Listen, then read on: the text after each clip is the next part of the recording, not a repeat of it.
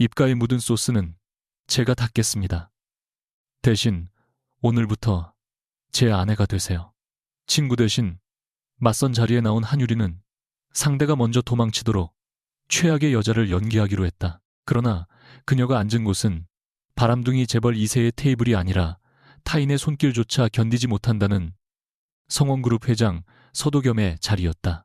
유리가 일부러 음식을 흘리고 무례하게 굴수록 도겸은 불쾌해하기는커녕 오래 잃어버린 사람을 찾은 듯 그녀를 바라보았다.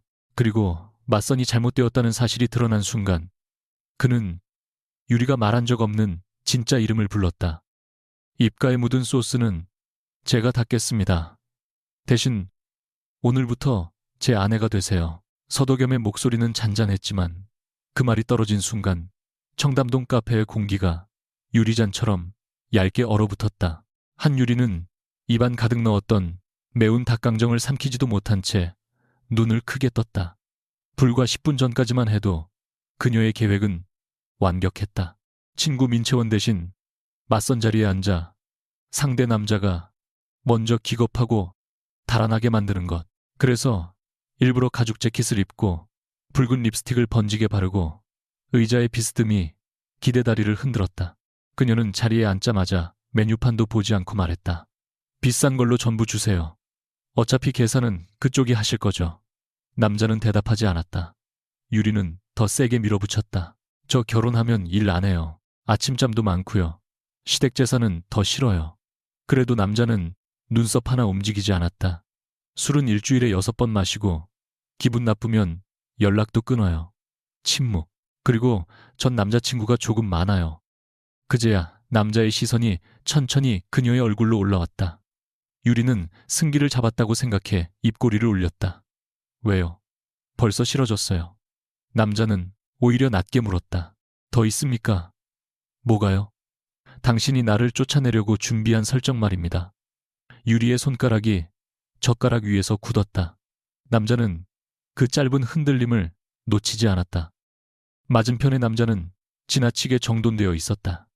검은 정장은 주름 하나 없었고 은색 커프스의 방향까지 좌우가 정확히 맞았다. 테이블 위에는 휴대전화와 자동차 열쇠 반듯하게 접힌 손수건이 일정한 간격으로 놓여 있었다. 유리는 그 배열을 일부러 흐트러뜨리듯 물컵을 가운데로 밀었다. 남자의 시선이 컵을 따라 움직였지만 손은 움직이지 않았다. 그녀는 속으로 코웃음을 쳤다.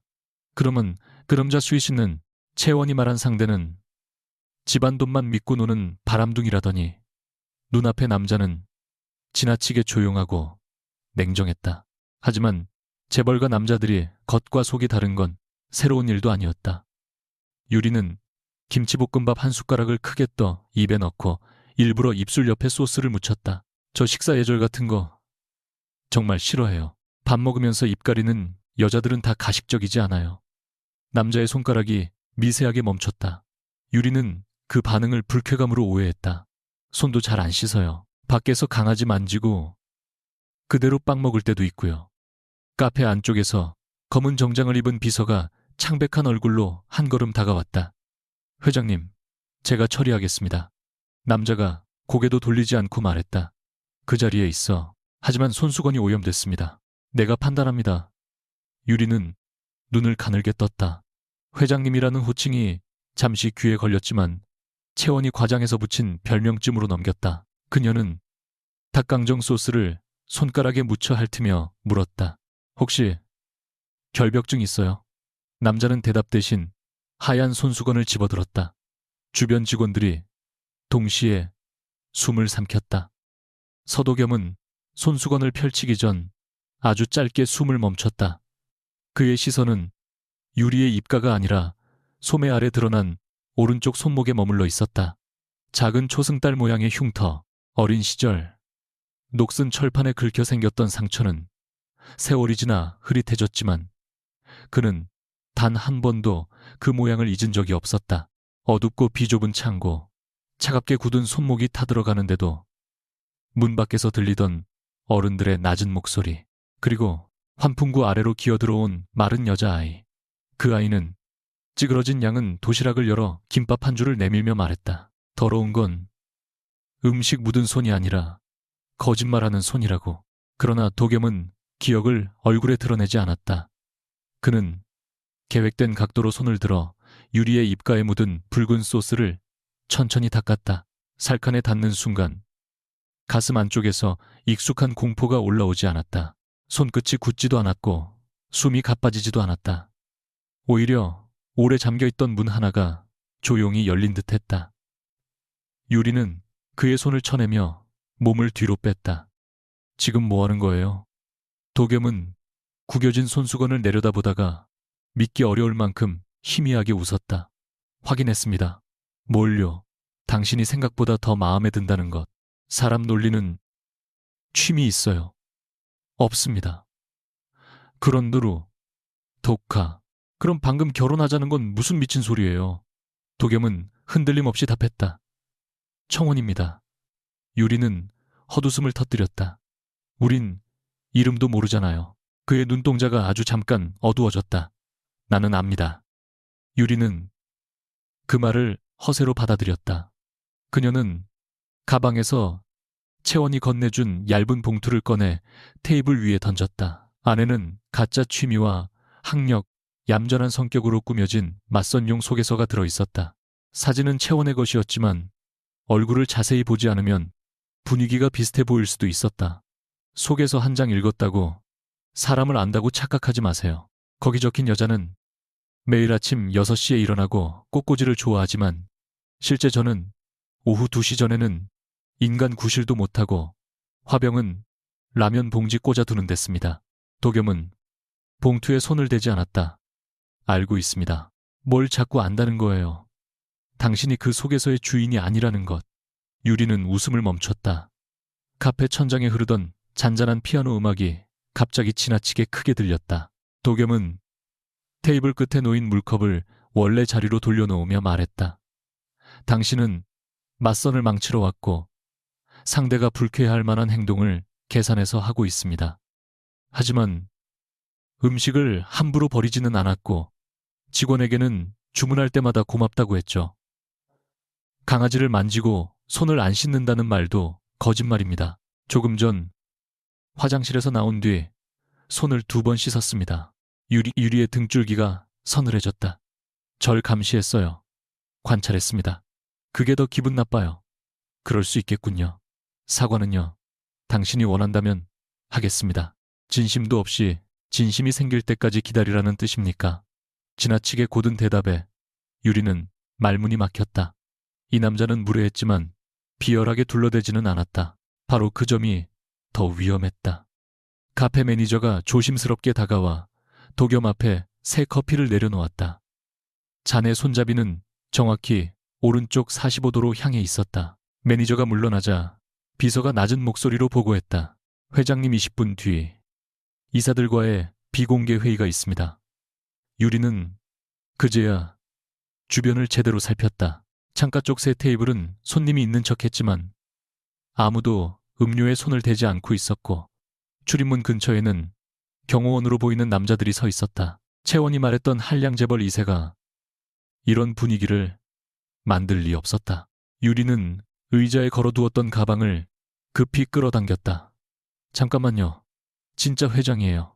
비서의 표정이 굳었다. 도겸은 태연하게 커피 향을 맡았지만 마시지는 않았다. 그 질문에 어떤 대답을 기대합니까? 아니라고 해줬으면 좋겠는데요. 서도겸입니다. 이름이 떨어진 순간 유리의 머릿속에서 며칠 전 뉴스 화면이 번쩍였다. 성원그룹의 최연소 회장. 주주총회에서 숙부를 밀어내고 경영권을 장악한 남자. 악수한 뒤 손을 소독하는 장면 하나로 냉혈한이라는 별명을 얻은 사람. 다른 사람의 엘리베이터 버튼조차 직접 누르지 않는다는 소문도 있었다. 유리는 조금 전 자신이 그의 손수건에 닭강정 소스를 묻힌 장면을 떠올렸다. 설마 그 서도겸 대한민국의 성원그룹 회장이 여럿은 아닐 겁니다. 그런 사람이 왜 여기서 맞선을 보고 있어요? 맞선을 보러 온 적 없습니다. 도겸의 대답은 단호했다. 그럼 전 왜 여기 앉아 있는 건데요? 그건 내가 묻고 싶은 말입니다. 유리는 휴대전화를 꺼냈다. 화면에는 채원에게서 온 부재중 전화가 11통이나 찍혀 있었다. 불길한 느낌에 바로 통화 버튼을 누르자 신호음 한 번만에 채원의 절박한 목소리가 터졌다. 야, 한유리, 너 어디야? 왜 전화를 안 받아? 유리는 도겸에게서 몸을 돌리고 목소리를 낮췄다. 2층 창가. 내가 말한 파란 넥타이 남자 앞이야. 무슨 소리야? 그 사람은 아직 1층 라운지에 있어. 파란 넥타이에 베이지 재킷이라고 했잖아. 유리는 천천히 도겸의 옷을 내려다봤다. 그의 넥타이는 푸른빛이 거의 없는 짙은 회색이었고 재킷은 검었다. 너 분명 12번 테이블이라고 했지. 12번이 아니라 21번. 내가 메시지에도 보냈잖아. 유리는 통화를 끊지도 못한 채 테이블 모서리에 놓인 작은 번호표를 확인했다. 숫자는 10이었다. 그제야 모든 것이 이해됐다. 아니, 하나도 이해되지 않았다. 그녀는 자리에서 벌떡 일어났다. 무릎이 테이블 아래에 부딪혀 커피잔이 흔들리자 비서가 반사적으로 앞으로 나섰지만 도겸이 손을 들어 막았다. 유리는 숨을 고르며 말했다. 제가 사람을 잘못 봤네요. 실례했습니다. 오늘 일은 잊어주세요. 도겸이 물었다. 당신은 잊을 수 있습니까? 당연하죠. 전 부끄러운 일은 잠들기 전에 전부 삭제하는 성격이거든요. 거짓말이군요. 또 관찰했어요. 지금 귀가 빨갛습니다. 유리는 손으로 귀를 가리며 그를 노려봤다. 그녀가 돌아서려는 순간 도겸의 시선이 테이블 아래로 향했다. 유리의 가방에서 작은 메모 수첩이 떨어져 있었다. 그는 직접 주우려다 손을 멈췄다. 바닥에 떨어진 물건을 만지는 것만으로도 예전 같으면 손끝에 불쾌한 감각이 번졌을 것이다. 비서가 대신 움직이려 했지만 도겸은 조용히 몸을 숙였다. 검은 정장 바지가 바닥에 닿을 만큼 무릎을 굽히고 수첩을 집었다. 주변 사람들의 얼굴에 노골적인 충격이 떠올랐다. 그는 수첩 표지에 묻은 작은 빵가루를 엄지로 털어냈다. 아무렇지도 않았다. 표지 안쪽에서 오래된 스티커 하나가 보였다. 초승달 옆에 삐뚤게 적힌 작은 글씨 유리. 그 모양은 기억 속 양은 도시락 뚜껑에 붙어있던 스티커와 같았다. 도겸의 손끝이 잠시 쳐졌다. 유리는 그가 수첩을 펼쳐본 것으로 오해에 낚아채듯 가져갔다. 남의 물건을 왜 봐요? 확인할 게 있었습니다. 오늘 계속 확인만 하네요. 사람을 검사표처럼 보지 마세요. 그녀의 말이 예상보다 깊게 들어왔다. 도겸은 대답하지 못했다. 유리는 수첩을 가방에 넣으며 덧붙였다. 그리고 아까 청혼이든 농담이든 취소하세요. 전 돈 많은 남자한테 관심 없고 누가 제 인생 대신 정하는 건 더 싫어요. 내가 돈으로 결혼하자고 했습니까? 당신 같은 사람은 말하지 않아도 다들 돈 때문에 움직인다고 생각하잖아요. 당신은 움직이지 않겠군요. 절대로요. 도겸의 눈빛에 기묘한 확신이 스쳤다. 그래서 당신이어야 합니다. 유리는 그 말을 듣자 오히려 더 화가 났다. 자신이 특별하다는 포장으로 사람을 밀어붙이는 남자를 이미 너무 많이 봐왔다. 그녀의 아버지도 어머니에게 처음에는 세상에서 유일한 사람이라고 말했다. 그리고 더 좋은 조건이 나타나자 가장 먼저 등을 돌렸다. 유리는 차갑게 웃었다. 전 당신에게 신선한 구경거리일 뿐이에요. 단정한 여자들만 보다가 음식을 흘리는 여자가 나타나니까 재밌는 거겠죠? 하지만 재미는 오래 못 가요. 도겸의 표정이 처음으로 굳었다. 그렇게 단정하지 마십시오. 왜요? 틀렸어요. 틀렸습니다. 절한 지 얼마나 됐다고요. 도겸은 대답하려 했으나 비서의 휴대전화가 울렸다. 우로가 비서의 휴대전화가. 비서는 화면을 확인한 뒤 얼굴을 굳히며 다가왔다. 회장님, 서혜란 부회장께서 회의실에 도착하셨습니다. 오늘 일정이 변경된 사실을 알고 계십니다. 도겸의 눈빛이 차갑게 가라앉았다. 그는 유리에게서 시선을 떼지 않은 채 말했다. 5분만 미뤄. 부회장님이 직접 이쪽으로 오실 수 있습니다. 오게 둬. 그 대화를 들은 유리는 자신이 단순히 엉뚱한 남자 앞에서 망신을 당한 것이 아니라 성원그룹 내부에 어떤 복잡한 상황 한가운데 발을 들였다는 느낌을 받았다. 그녀는 더 늦기 전에 빠져나가야 한다고 판단했다. 늘 그랬듯 위험해지기 전에 먼저 사라지는 것이 가장 안전했다. 유리는 빠른 걸음으로 출입문을 향했다. 그러나 두 걸음도 가지 못해 도겸의 목소리가 등을 붙잡았다. 한유리 씨. 그녀의 발이 멈췄다. 카페 안에서 컵이 내려놓이는 작은 소리까지 또렷하게 들렸다. 유리는 천천히 돌아섰다. 방금까지 그녀는 채원의 이름으로 자리에 앉아 있었고 직원에게도 자신의 이름을 말한 적이 없었다. 통화 중 채원이 화를 내며 이름을 부르기는 했지만 유리는 휴대전화를 귀에 밀착했고 도겸과는 충분히 떨어져 있었다. 무엇보다 그가 이름을 부르는 방식은 처음 들은 사람의 것이 아니었다. 오래전부터 수없이 입안에서 굴려본 사람처럼 자연스러웠다. 유리의 눈빛이 날카로워졌다. 제 이름을 어떻게 알아요? 도겸은 바로 답하지 않았다. 그는 테이블 위에 구겨진 손수건을 바라봤다. 붉은 소스 자국이 남은 천 조각을 보면서도 얼굴에는 혐오가 없었다. 잠시 뒤 그가 자리에서 일어났다.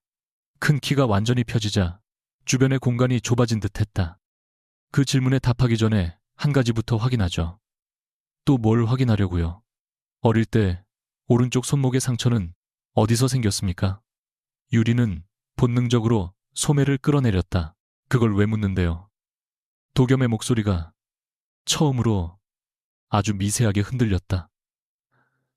당신이 나를 기억하는지 알아야 하니까. 유리는 아무 말도 하지 못했다. 기억이라 부르기에는 너무 흐린 장면 하나가 머릿속에서 스쳐 지나갔다. 창문 하나 없는 어두운 공간, 어린 남자아이의 거친 숨소리, 그리고 자신의 손에 들려있던 찌그러진 도시락. 하지만 그것은 오래전부터 반복해온 꿈처럼 윤곽이 없었다. 그녀가 떠올리려 할수록 두통이 밀려왔다. 도겸은 한 걸음 다가왔지만 유리가 즉시 물러나자 멈췄다. 그 짧은 거리를 억지로 좁히지 않는 것이 지금 그가 할 수 있는 유일한 양보였다. 오늘은 가도 됩니다. 그의 말에 유리는 의심스럽게 눈을 가늘게 떴다. 잡지 않을 거예요, 당장은. 당장이라는 말이 제일 무섭거든요. 도겸은 주머니에서 명함을 꺼내려다 손을 멈췄다. 대신 비서에게서 아무것도 적히지 않은 작은 카드를 받아 테이블 위에 놓았다. 일주일 뒤 같은 시간, 같은 자리에서 기다리겠습니다. 안 올 건데요. 그래도 기다립니다. 제가 왜 다시 와요? 유풀, 유풀, 유풀, 유풀, 유풀, 유풀, 유풀, 유풀, 유풀, 유풀, 유풀, 유풀, 유풀, 유풀, 유풀. 당신 친구의 맞선 문제를 해결할 방법과 내가 당신 이름을 알고 있는 이유를 듣고 싶다면 오게 될 겁니다. 유리의 얼굴에서 장난스러운 기색이 완전히 사라졌다. 도겸은 마지막으로 낮게 덧붙였다. 그리고 다음에는 다른 사람을 연기하지 마십시오. 한유리 씨는 이미 충분히 위험할 만큼 흥미로우니까. 유리는 대꾸하지 않은 채 카페를 빠져나갔다. 그러나 엘리베이터 문이 닫히기 직전까지도 그녀는 손목의 흉터에서 손을 떼지 못했다.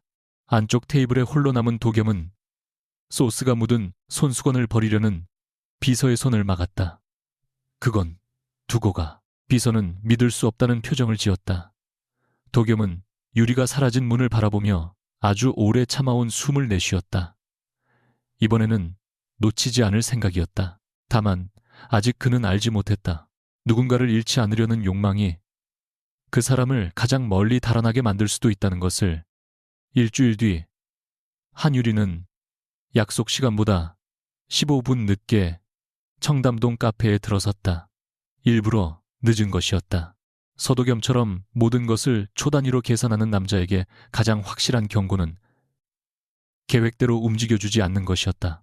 그러나 창가의 12번째 테이블은 비어 있었다. 유리가 혹시 자신이 잘못된 날짜를 기억했나 싶어 휴대전화를 확인하는 순간 뒤쪽에서 낮은 목소리가 들렸다. 14분 37초 늦었습니다.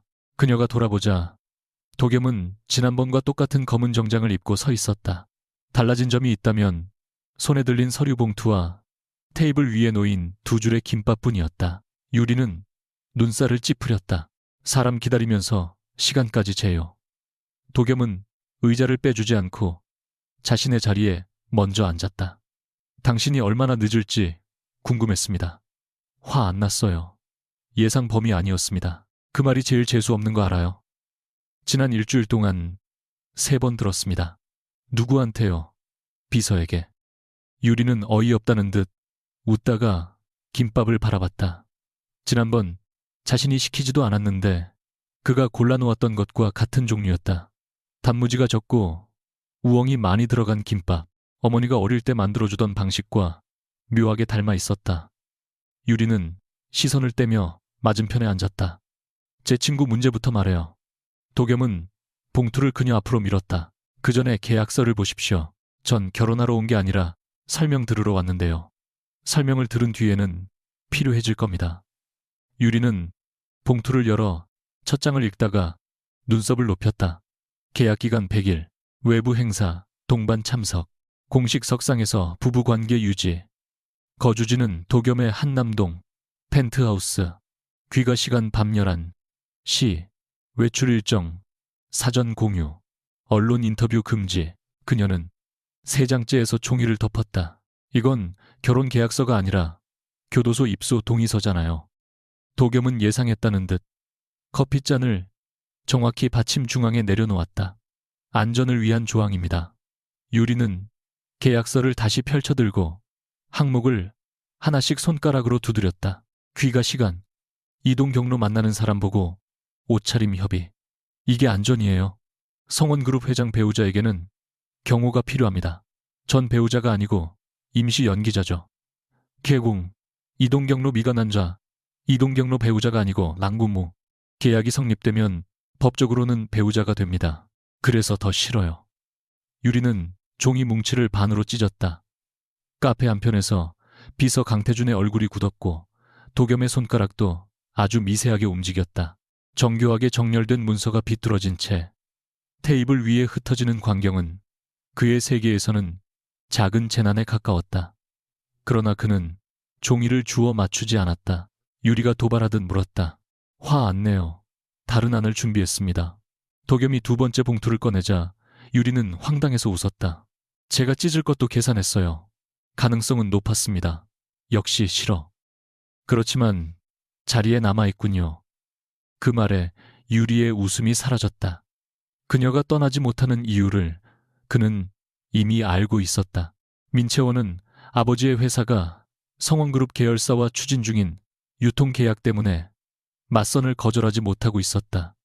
상대는 폭행과 도박 소문이 끊이지 않는 대성유통 장남이었다. 채원의 아버지는 결혼만 성사되면 회사가 살아날 거라 믿었고 채원은 어머니의 치료비와 직원들의 생계를 핑계로 자신의 인생을 넘길 준비를 하고 있었다. 유리는 낮게 말했다. 채원이 맞선 상대 지방과 거래를 끊겠다는 말 진짜예요. 무조건 끊겠다고 한 적은 없습니다. 그럼 뭘 해준다는 거예요? 강요된 혼인을 전제로 체결된 거래라면 정상적인 계약으로 볼 수 없습니다. 거래 구조를 다시 심사하겠습니다. 당신이 마음만 먹으면 하루면 끝나는 거 아니에요. 도겸의 시선이 차가워졌다. 회사 하나를 살리거나 죽이는 일을 감정으로 결정하는 사람과 결혼할 생각입니까? 유리는 잠시 말문이 막혔다. 적어도 그는 선심 쓰듯 돈으로 해결하겠다고 말하지 않았다. 유리는 가방에서 펜을 꺼내 2번째 계약서의 빈 뒷면에 직접 항목을 적기 시작했다. 좋아요. 100일만 해요. 대신 조건은 제가 정합니다. 도겸이 그녀의 손끝을 바라봤다. 말해보십시오. 첫째, 제 휴대전화 위치 추적 금지. 둘째, 제 일의 간섭 금지.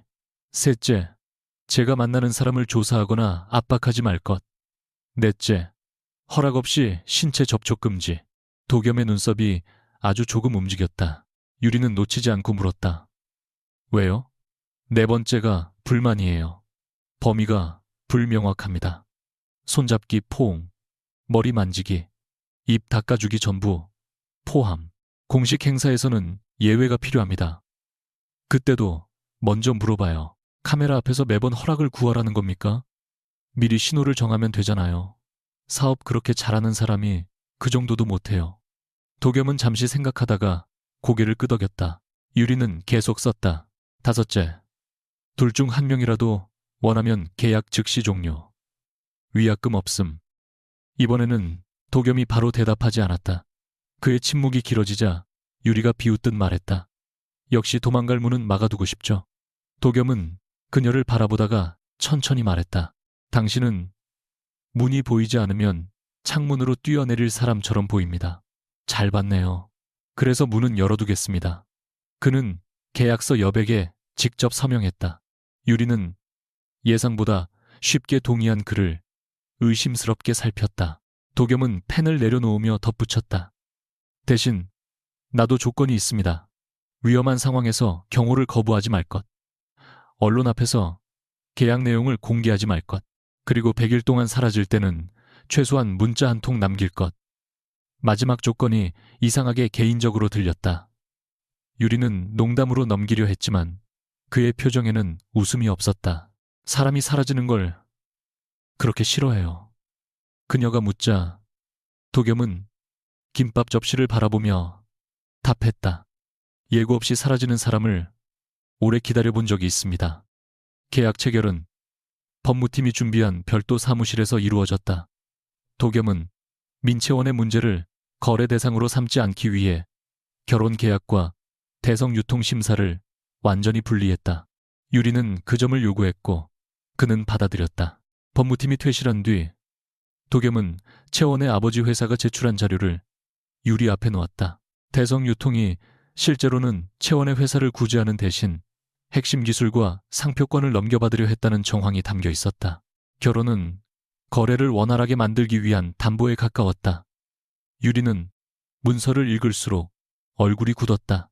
채원이는 직원들을 지키려고 결혼하려고 했어요. 그런데 결혼해도 회사는 결국 빼앗겼겠네요. 가능성이 높습니다. 이걸 채원 아버지에게 보여주면 되잖아요. 지금 보여주면 대성유통은 자료가 조작됐다고 주장할 겁니다. 계약 심사 절차를 통해 공식적으로 문제를 제기해야 합니다. 얼마나 걸려요? 최소 2주. 유리는 조급하게 숨을 내쉬었다. 도겸은 그녀의 손이 문서 모서리를 구기고 있는 것을 보면서도 바로잡지 않았다. 그동안 약혼 발표를 막을 방법은요? 그녀가 묻자 그는 잠시 생각한 뒤 말했다. 성원그룹이 해당 사업의 투자 검토를 중단한다는 사실만 통보해도 대성유통은 서두르지 못할 겁니다. 다만 이유는 공개하지 않겠습니다. 채원 가족 체면 때문이에요. 당신이 공개적으로 망신 주지 말라고 했으니까. 유리는 그를 올려다봤다. 자신이 한 말을 그는 흘려듣지 않았다. 그 사실이 뜻밖이라 마음 한구석이 불편하게 흔들렸다. 도겸은 그런 변화까지 읽으려는 듯 그녀를 바라봤지만 유리는 서류를 덮으며 말했다. 고맙다는 말은 아직 안 할 거예요. 실제로 해결된 뒤에 할게요. 기다리겠습니다. 뭘 그렇게 잘 기다려요. 필요한 사람이라면. 한남동 펜트하우스로 들어간 첫날 유리는 현관에서부터 도겸의 인내심을 시험했다. 신발은 방향을 맞춰 놓아야 했고 외투는 색상과 길이에 따라 구분되어 있었다. 거실책은 높이 순서대로 정렬됐으며 주방의 식기에는 사용 목적과 위치가 따로 정해져 있었다. 냉장고 안 음료병의 라벨까지 같은 방향을 보고 있었다. 유리는 문을 연 채 한참을 바라보다가 물었다. 여기 사람 사는 집 맞아요. 도겸은 그녀의 여행 가방 바퀴가 흰 대리석 바닥에 남긴 흐릿한 자국을 바라보고 있었다. 무슨 뜻입니까? 모델하우스도 이 정도로 숨막히진 않아요. 유리는 운동화를 벗어 아무 방향으로나 밀어두고 거실로 들어갔다. 도겸의 시선이 신발을 따라 움직였다. 그녀는 일부러 가방을 소파 옆에 눕히고 그 위에 재킷을 던졌다. 강태준이 조용히 다가가 치우려 하자 도겸이 손으로 막았다. 두십시오. 태준은 자신이 잘못 들었나 싶어 멈췄다. 유리는 냉장고에서 물을 꺼내 한 모금 마신 뒤 병을 라벨이 반대쪽을 향하도록 넣었다. 도겸은 눈을 감았다가 떴다. 일부러 그러는 겁니까? 제가 원래 이렇게 살아요. 지난번에는 거짓말할 때 오른쪽 입꼬리가 올라갔습니다. 유리는 재빨리 입을 다물었다. 사람 표정. 좀 그만 분석해요. 노력하겠습니다. 노력만 하지 말고 성공해요. 그녀는 주방 한쪽에서 라면을 발견하고 반색했다. 하지만 모든 봉지가 유통기한 순서대로 세워져 있는 것을 보자 하나를 꺼냈다가 맨 뒤에 꽂았다. 도겸의 턱 근육이 굳었다. 한유리 씨, 계약서에 라면 순서 지키라는 조항 없었어요. 추가할 수 있습니다. 제가 동의 안 하면 끝이에요. 유리는 웃으며 방으로 들어갔다. 문이 닫힌 뒤 도겸은 흐트러진 라면 봉지를 한참 바라보다가 결국 그대로 두었다. 정돈하지 않는 선택은 그에게 물건 하나를 옮기는 것보다 훨씬 어려운 일이었다. 동거 사흘째부터 두 사람의 전쟁은 본격적으로 시작됐다. 유리는 아침마다 컵을 다른 위치에 놓았고 도겸은 말없이 원래 자리로 돌려놓았다. 유리는 소파에 쿠션을 세워두는 대신 바닥에 끌어내려 앉았고 도겸은 그녀가 잠든 뒤에야 다시 정렬했다. 어느 날 유리는 현관 앞에 배송된 커다란 화분을 들고 들어왔다. 화분에는 키가 제멋대로 뻗은 올리브 나무가 심겨 있었다. 도겸은 가지가 복도 동선을 침범하는 것을 보며 물었다. 왜 하필 저 모양입니까? 살아있는 건 원래 제멋대로 자라요. 가지치기를 하면 됩니다. 당신은 사람한테도 가지치기 하려고 하죠. 유리의 말에 도겸은 대답하지 못했다. 그녀는 올리브 나무를 창가에 두고 이름까지 붙였다. 얘는 자유예요. 이름이 너무 추상적입니다. 그럼 서자유. 내 성을 왜 붙입니까? 당신 집에서 사니까. 도겸은 불만스러운 얼굴로 나무를 바라봤지만 내보내지는 않았다. 그날 저녁 유리가 촬영 일을 마치고 늦게 돌아왔을 때 창가의 화분 아래에는 바닥을 보호하는 받침과 작은 조명이 설치되어 있었다. 유리는 그것을 보고도 모른 척했다. 대신 냉장고에 남은 반찬으로 볶음밥을 만들며 물었다. 같이 먹어요. 도겸은 주방 문턱에서 멈췄다. 유리가 사용한 칼과 도마는 정해진 순서를 무시한 채 놓여 있었고 프라이팬 가장자리에는 기름이 튀어 있었다. 평소라면 가까이 가는 것조차 힘들었을 광경이었다. 그러나 냄새는 이상하게 낯설지 않았다. 그는 식탁에 앉았고 유리는 놀란 표정을 숨기며 접시를 내밀었다. 도간 들었어요. 도겸의 손이 숟가락 위에서 멈췄다. 장난으로 던진 말이었지만 그의 얼굴에서 피가 빠졌다. 도겸의 호흡은 갑자기 짧아졌다. 접시 위 볶음밥에서 피어오르던 김이 창고의 축축한 냄새로 변했고 식탁 조명은 오래전 흔들리던 전구처럼 보였다. 그는 손잡이를 놓치듯 숟가락을 떨어뜨렸다. 금속이 대리석 바닥에 부딪히며 날카로운 소리를 냈다. 유리는 처음에는 그가 화가 난 줄 알았다. 농담이었어요. 그렇게까지 정색할 필요는 없잖아요. 하지만 도겸은 대답하지 못했다. 손가락이 떨렸고 시선은 접시에서 떨어지지 않았다. 주방 밖에 있던 태준이 달려오며 약을 찾으려 하자 도겸이 거칠게 손을 내저었다. 나가. 회장님, 호흡부터 조절하셔야 합니다. 다 나가라고 했어. 태준은 유리를 바라봤다. 평소라면 외부 사람을 즉시 방 밖으로 내보냈겠지만 도겸이 유리만은 지목하지 않았다는 사실을 알아차렸다. 직원들이 물러나자 거대한 주방에는 두 사람만 남았다. 유리는 무슨 말을 해야 할지 몰라 몇 초 동안 서 있었다. 도겸은 의자 팔걸이를 붙잡고 숨을 쉬려 했지만 공기가 폐에 닿지 않는 사람처럼 몸을 웅크렸다. 유리는 그에게 다가가려다 계약서의 네 번째 조항을 떠올렸다. 허락 없는 접촉 금지. 그녀는 손을 내리지 않은 채 물었다. 손 잡아도 돼요. 도겸은 대답하지 못했다. 유리는 그것을 거절로 받아들이고 한 걸음 물러났다. 대신 바닥에 앉아 볶음밥 접시를 자기 앞으로 끌어당겼다. 알겠어요. 안 만질게요. 대신 제가 먼저 먹을게요. 유리는 숟가락을 들어 볶음밥을 한 입 크게 먹었다. 봐요. 멀쩡하죠. 도겸의 시선이 아주 천천히 그녀에게 움직였다. 유리는 일부러 평소처럼 아무렇지 않은 목소리로 말을 이었다. 그런 간이 조금 세긴 한데 죽을 정도는 아니에요. 제가 요리할 때 계량을 안 하거든요. 어머니는 그걸 감이라고 부르고 저는 귀찮음이라고 불러요. 그녀는 다시 한 입 먹었다. 그리고 이 김치는 지난달에 엄마가 보낸 거예요. 너무 쉬어서 볶지 않으면 못 먹어요. 냉장고 맨 아래 칸에 있었는데 당신은 아마 유통기한이 없다고 버리려고 했겠죠. 도겸의 호흡이 조금씩 길어졌다. 유리는 그 변화를 확인하면서도 시선을 오래 맞추지 않았다. 누군가 자신을 관찰하는 일을 싫어하는 사람은 약한 순간 관찰당하는 것을 더 싫어할 것 같았다. 그녀는 바닥에 앉은 채 계속 쓸데없는 이야기를 했다. 촬영장에서 고양이에게 도시락을 빼앗긴 일, 버스에서 졸다가 종점까지 간 일체원이 어린 시절, 수영장에서 가발을 잃어버린 일, 도겸의 손가락이 팔걸이에서 서서히 풀렸다. 한참 뒤 그가 쉰 목소리로 물었다. 왜 계속 먹습니까? 유리는 접시를 내려다봤다. 절반 이상 비어 있었다. 음식에 문제 없다는 걸 보여주려고요. 당신이 먼저 먹는다고 안전하다는 보장은 없습니다. 그래도 혼자 의심하는 것보다는 낫잖아요. 도겸은 그녀를 바라보다가 조심스럽게 바닥으로 내려앉았다. 두 사람 사이에는 한 사람 정도의 거리가 남아 있었다. 유리는 접시를 가운데 놓고 세 숟가락을 건넸다. 안 먹어도 돼요. 그냥 여기 있어도 돼요. 오랜 침묵 끝에 도겸은 숟가락을 받았다. 손끝은 여전히 떨렸지만 그는 아주 작은 한 입을 입에 넣었다. 그날 밤 유리는 도겸이 식탁 위 음식 자체를 두려워하는 것이 아니라 그 안에 감춰진 의도를 두려워한다는 사실을 어렴풋이 이해했다. 그는 볶음밥을 세 숟가락밖에 먹지 못했지만 그것만으로도 태주는 믿을 수 없는 얼굴을 했다.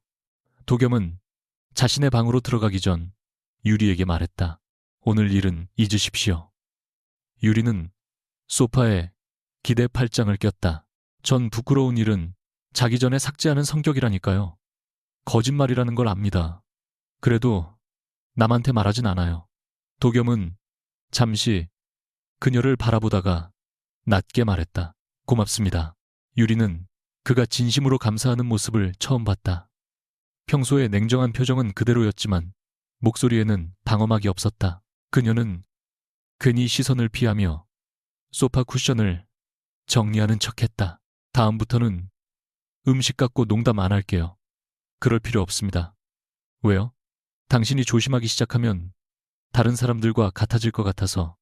유리는 다시 그를 바라봤다. 위험한 말이었다. 누군가 자신을 있는 그대로 받아들이겠다고 말할 때마다 그녀는 도망치고 싶어졌다. 도겸은 그녀의 굳은 표정을 읽었는지 더 가까이 오지 않았다. 다만 한 가지 부탁이 있습니다. 뭔데요? 내일 아침에도 같이 식사해 주십시오. 그게 부탁이에요. 회장님 명령이에요. 부탁입니다. 유리는 잠시 고민하는 척하다가 말했다. 아침 8시 이후면요. 7시 30분, 8시, 7시 45분. 협상 실패. 그녀가 등을 돌리자 도겸이 마지못해 말했다. 8시. 유리는 보이지 않게 웃었다. 다음 날 아침 8시가 되기 10분 전 펜트하우스의 인터폰이 울렸다. 태준이 화면을 확인하자 얼굴이 굳었다. 회장님, 서혜란 부회장님이십니다. 도겸은 식탁에서 고개를 들었다. 유리는 잠옷 위에 가디건만 걸친 채 김밥을 자르고 있었다. 그녀가 칼을 든 모습을 본 도겸이 먼저 말했다. 방으로 들어가십시오. 유리는 즉시 표정을 굳혔다. 왜요? 계약상 배우자라면서요. 원듣는 지금은 계약을 설명할 시간이 없습니다. 또 저 대신 결정하네요. 현관문이 열리고 서예란이 들어왔다. 회색 정장을 입은 그녀는 직원에게 외투를 맡기지도 않고 곧장 주방으로 걸어왔다. 날카로운 시선이 도겸을 지나 유리에게 닿았다. 처음에는 냉담했다. 그러나 유리가 소매를 걷어 올려 김밥을 접시에 옮기는 순간 혜란의 얼굴이 아주 짧게 굳었다. 그녀의 눈이 오른쪽 손목의 초승달 흉터에 박혔다. 유리는 그 반응을 놓치지 않았다. 혜란은 곧 평정을 되찾고 차갑게 말했다. 생각보다 평범한 여자군요. 유리는 칼을 내려놓으며 답했다. 부회장님도 생각보다 평범하시네요. 허락 없이 남의 집에 들어오는 친척은 어디에나 있으니까요. 태준이 숨을 삼켰고 도겸은 관자놀이를 눌렀다. 헤라는 비웃지 않았다. 오히려 유리를 오래 관찰한 뒤 도겸에게 시선을 돌렸다. 이 여자가 누군지 알고 집에 들인 거니? 도겸의 목소리가 단단해졌다. 제가 선택한 사람입니다. 네가 선택했다고 믿는 사람이겠지. 헤라는 가방에서 얇은 서류 봉투를 꺼내 식탁 위에 놓았다. 한유리 씨 충고 하나 하죠. 이 남자는 모르는 사람을 집에 들이지 않아요. 당신이 여기 들어오기 훨씬 전부터 당신의 학교와 직장, 가족관계, 어머니의 병원 기록까지 전부 알고 있었으니까. 유리의 손끝이 차갑게 식었다. 그녀는 천천히 도겸을 바라봤다. 도겸은 부정하지 않았다. 헤라는 그 침묵을 확인한 뒤 문 쪽으로 돌아서며 마지막 말을 남겼다. 당신이 우연히 선택받았다고 생각한다면 빨리 깨어나는 게 좋을 겁니다. 서도겸의 우연은 언제나 계획된 것이니까. 현관문이 닫히자 집안에는 냉장고 작동음만 남았다. 유리는 식탁 위 봉투를 열지 않은 채 도겸을 응시했다. 어머니 병원 기록까지 봤어요. 도겸은 곧바로 대답하지 않았다. 그 짧은 지연이 어떤 변명보다 선명했다. 유리는 입술을 깨물고 웃었다. 계약서에는 제 사람들 조사하지 말라고 적었죠. 그 조사는 계약 전에 이루어졌습니다. 그게 대답이에요. 당신을 찾기 위해 필요했습니다. 왜 저를 찾아요? 도겸의 시선이 그녀의 손목으로 내려갔다. 유리는 즉시 소매를 잡아당겼다. 그 동작을 본 그의 표정에 오래된 상처 같은 것이 스쳤다. 아직 말할 수 없습니다. 그가 답하자 유리는 고개를 저었다. 말할 수 없는 게 아니라 말하면 제가 도망갈까봐 싫은 거겠죠. 도겸은 침묵했다. 유리는 자신의 방으로 향하다가 멈춰 섰다. 어젯밤 바닥에 함께 앉아 볶음밥을 나누었던 남자와 자신의 가족 기록을 몰래 들여다본 남자가 같은 사람이라는 사실을 받아들이기 어려웠다. 그녀는 등을 돌린 채 말했다. 오늘 저녁은 같이 안 먹어요. 도겸의 손이 식탁 아래에서 천천히 굳었다. 이유를 물어도 됩니까? 제가 없는 식탁에서도 먹을 수 있는지 확인해봐요. 문이 닫힌 뒤 도겸은 유리가 잘라놓은 김밥을 바라봤다. 한 조각은 크기가 조금 달랐고 단면도 완벽하지 않았다. 그는 그것을 집어들었지만 입에 넣지 못했다. 식탁 맞은편 빈 의자가 조금 전보다 지나치게 멀어 보였다. 서혜란이 다녀간 뒤 한남동 펜트하우스의 식탁에는 잘린 김밥이 그대로 남았다. 한유리는 하루 종일 방에서 나오지 않았고 서도겸은 평소처럼 정해진 시간에 회의를 하고 보고서를 읽었지만 한 줄도 머리에 들어오지 않았다. 저녁 9시가 지나자 그는 결국 유리의 문 앞에 섰다. 노크는 정확히 3번이었다. 한유리 씨 이야기합시다. 안에서는 한동안 아무 소리도 나지 않았다. 도겸이 다시 손을 들었을 때 문이 열렸다. 유리는 외출복을 입고 가방까지 맨 상태였다. 어디 갑니까? 계약서에 제 일정 간섭 금지라고 썼죠. 지금은 늦었습니다. 그래서요. 경호 없이 나가는 건 허용할 수 없습니다. 유리는 허탈하게 웃었다. 허용할 수 없다는 말 정말 좋아하네요. 도겸은 입술을 굳혔다. 헤란 고모가 보여준 자료는 계약 전에 조사한 겁니다. 당신을 해치려는 목적은 없었습니다. 해칠 생각이 없으면 남의 어머니 병원 기록을 봐도 돼요. 당신이 누구인지 확인할 필요가 있었습니다. 왜요? 같은 질문이 다시 돌아왔다. 도겸은 이번에도 답하지 못했다. 유리는 그 침묵을 확인하고 현관으로 걸어갔다. 오늘은 채원이 집에서 잘 거예요. 따라오지 마세요. 태준을 붙이겠습니다. 붙이면 계약 끝낼 거예요. 도겸의 표정이 처음으로 흔들렸다. 그는 문손잡이를 잡은 유리에게 다가갔지만 약속한 거리에서 멈췄다. 문자 한 통은 남기십시오. 유리는 돌아보지 않은 채 말했다. 사라지는 게 그렇게 무서우면 붙잡기 전에 왜 도망가는지부터 물어봐요. 유리는 이틀 뒤에야 펜트하우스로 돌아왔다. 도겸은 그녀가 없는 동안 한 번도 먼저 연락하지 않았다. 대신 매일 아침 8시 식탁에는 두 사람분의 식사가 차려졌고 맞은편 의자는 비워둔 채였다. 유리는 그것을 태준에게 듣고도 마음이 약해지는 자신이 싫었다. 그녀가 돌아온 날 성원문화재단의 후원자 만찬 초대장이 거실 탁자 위에 놓여 있었다. 계약상 첫 공식 일정이었다. 유리는 초대장을 들고 도겸의 서재로 들어갔다. 저 안 갈 수도 있어요. 도겸은 서류에서 눈을 들었다. 계약 조건에 포함된 행사입니다. 그럼 제 온 말투, 웃는 각도까지 정해줄 건가요? 원한다면 전문가를 붙이겠습니다. 안 오네요. 유리가 초대장을 책상 위에 내려놓았다. 저는 당신 집안이 좋아할 만한 여자를 연기하지 않을 거예요. 질문 받으면 제 방식대로 대답하고 무례한 사람에게는 웃어주지 않을 겁니다. 도겸은 잠시 그녀를 보다가 말했다. 그러십시오. 유리는 예상 밖의 허락에 눈을 좁혔다. 정말요. 당신이 다른 사람을 연기하는 걸 원하지 않습니다. 그 말도 믿어야 할지 모르겠네요. 도겸의 손가락이 서류 끝을 눌렀다. 믿으라고 요구하지 않겠습니다. 그 한마디는 사과보다 무거웠다. 유리는 더 따질 말을 잃고 돌아섰다. 문을 나서기 전 도겸이 낮게 덧붙였다. 행사장에서 내 손이 필요하면 먼저 손바닥을 보이십시오. 그러면 허락으로 알겠습니다.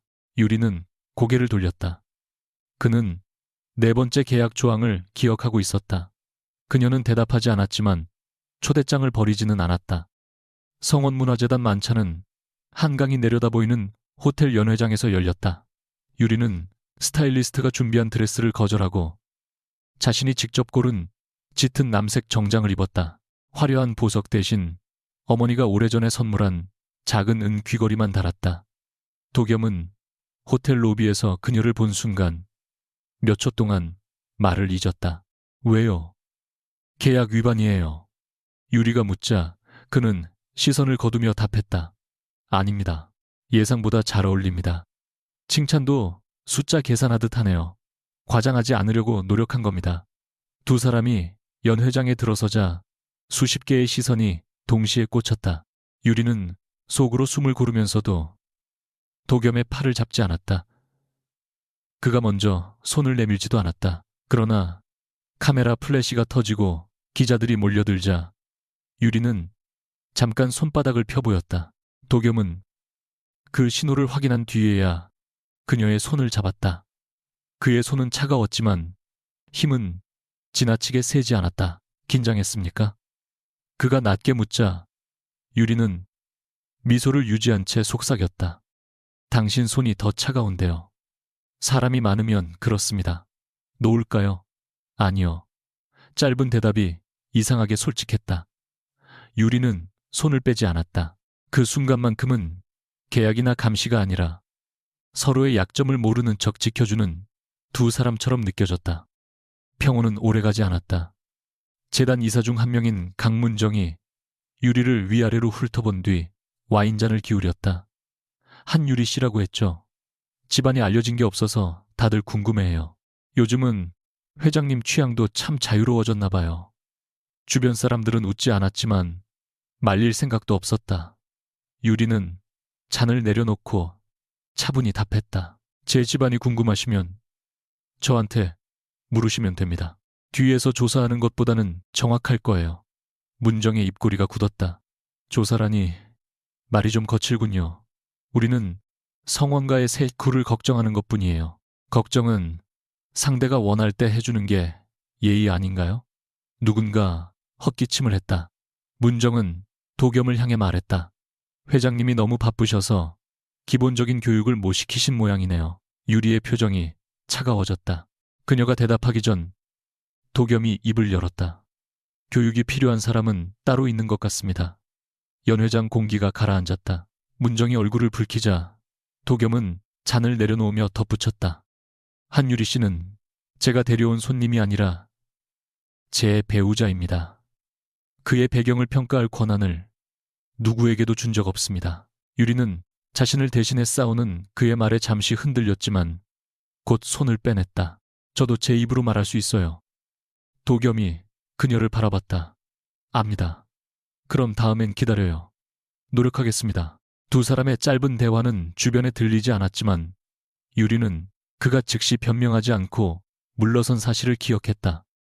만찬이 끝난 뒤 유리는 채원에게서 급한 연락을 받았다. 대성 유통 쪽에서 약혼 발표를 잠시 미루겠다고 했지만 채원의 아버지가 별도의 가족 모임을 잡았다는 내용이었다. 유리는 호텔 지하 주차장에서 기다리던 차에 오르지 않고 택시 호출 버튼을 눌렀다. 태준이 앞을 막았다. 한유리 씨 회장님께서 함께 이동하라고 하셨습니다. 친구 만나러 가는데 허락받아야 해요. 오늘 행사 뒤에는 기자들이 따라붙을 수 있습니다. 제 얼굴도 제대로 공개 안 됐어요. 유리는 태준을 피해 걸어가다 멀리서 도겸이 다가오는 것을 봤다. 그의 표정은 이미 굳어 있었다. 차에 타십시오. 안 타요. 지금 혼자 움직이면 위험합니다. 위험한지 아닌지는 제가 판단해요. 당신은 상황을 모릅니다. 그러니까 설명해요. 명령하지 말고. 도겸은 주변의 카메라와 호텔 직원들을 의식해 목소리를 낮췄다. 적어도 오늘은 내 말을 따르십시오. 유리는 차갑게 웃었다. 계약서에 그런 조항 없어요. 그녀는 도착한 택시에 올라탔다.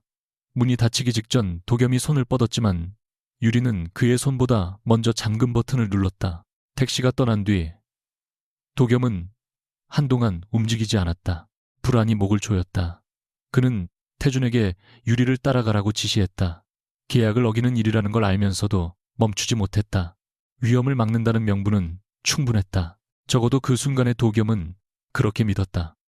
다음 날 아침 인터넷에는 유리의 사진이 퍼져 있었다. 성원그룹 회장이 정체불명의 여성을 재단 행사에 데려왔다는 기사였다. 처음에는 단순한 호기심처럼 보였지만 몇 시간 만에 내용이 바뀌었다. 유리가 돈을 받고 배우자 역할을 하는 무명 배우라는 주장, 도겸의 결벽증과 불안 증세를 감추기 위한 연출이라는 익명의 증언, 유리 어머니의 과거, 직업까지 뒤섞인 글이 빠르게 확산됐다. 유리는 촬영 현장에서 계약 취소 통보를 받았다. 광고주는 성원가와 관련된 논란을 부담스러워했다. 그녀가 펜트하우스로 돌아왔을 때 거실에는 홍보팀과 법무팀 직원들이 모여 있었다. 도겸은 기사를 내리기 위한 대응안을 지시하고 있었다. 유리는 사람들 사이를 가로질러 그의 앞에 휴대전화를 내려놓았다. 이것도 예상 범위 아니에요. 도겸의 얼굴이 굳었다. 기사 내용은 사실이 아닙니다. 제 엄마 이야기는 어떻게 나갔죠? 확인 중입니다. 당신이 모아둔 자료에서 나온 거 아니에요? 내부 기록에는 접근 제한이 걸려 있습니다. 그 제한을 누가 관리하는데요? 도겸은 답하지 못했다. 유리는 주변 직원들을 바라봤다. 다 나가주세요. 도겸이 고개를 끄덕이자 사람들이 물러났다. 문이 닫힌 뒤 유리는 물었다. 어젯밤 저를 따라오게 했어요. 도겸은 짧게 숨을 내쉬었다. 태준이 거리를 두고 확인했습니다. 계약을 어겼네요. 당신이 위험할 수 있었습니다. 결국 당신 판단이 제 선택보다 중요하다는 거죠. 그런 뜻이 아닙니다. 행동은 그렇게 했잖아요. 도겸은 그녀에게 다가가지 못한 채 식탁 반대편에 섰다. 어젯밤 기자 차량이 호텔에서부터 따라붙었습니다. 당신이 혼자 움직이는 걸 그냥 둘 수 없었습니다. 그럼 말했어야죠. 말하면 당신이 경호를 거부했을 겁니다. 그래서 몰래 붙였어요. 유리의 목소리가 떨렸다. 제가 싫다고 할 걸 아니까 제 의사를 없애버린 거잖아요. 도겸은 반박하려 했지만 정확한 말을 찾지 못했다. 그녀의 지적이 틀리지 않았다. 그는 위험을 줄였고 결과적으로 유리는 무사히 채원을 만났다. 하지만 그 과정에서 그는 유리가 선택할 기회를 빼앗았다. 미안합니다. 겨우 나온 사과는 늦고 딱딱했다. 유리는 고개를 저었다. 당신은 미안한 게 아니라 제가 화난 상황이 불편한 거예요. 그 말에 도겸의 얼굴에서 피가 빠졌다. 유리는 그가 상처받은 것을 알았지만 멈추지 않았다. 저한테 자유롭게 있으라고 해놓고 제가 당신 계획 밖으로 나가면 사람을 붙이잖아요. 이 집에 들인 뒤로 제 삶은 점점 좁아졌어요. 당신을 가두려는 게 아닙니다. 가둔 사람들은 다 그렇게 말해요. 밖이 위험해서 문을 잠갔다고 도겸의 손이 의자 등받이를 움켜쥐었다. 그는 자신의 어린 시절 창고 문을 떠올렸다. 보호라는 말 아래 닫혀있던 수많은 문도 함께 떠올랐다. 하지만 인정하는 순간 유리가 떠날 것 같아 입을 열지 못했다. 그 침묵이 다시 두 사람 사이에 벽을 세웠다. 오후 늦게 유리에게 발신 번호가 표시되지 않은 메시지가 도착했다. 펜트하우스 서재 안쪽 벽장 아래를 확인하라는 짧은 문장이었다. 함께 온 사진에는 작은 황동 열쇠가 찍혀 있었다. 유리는 곧바로 서혜란을 떠올렸다. 함정일 가능성이 컸지만 도겸에게 묻는 순간 그는 또 자신을 막을 것이 분명했다. 그녀는 도겸이 긴급 이사회에 참석하러 나간 뒤 서재로 들어갔다. 책상 위 모든 물건은 평소처럼 완벽하게 정리돼 있었다.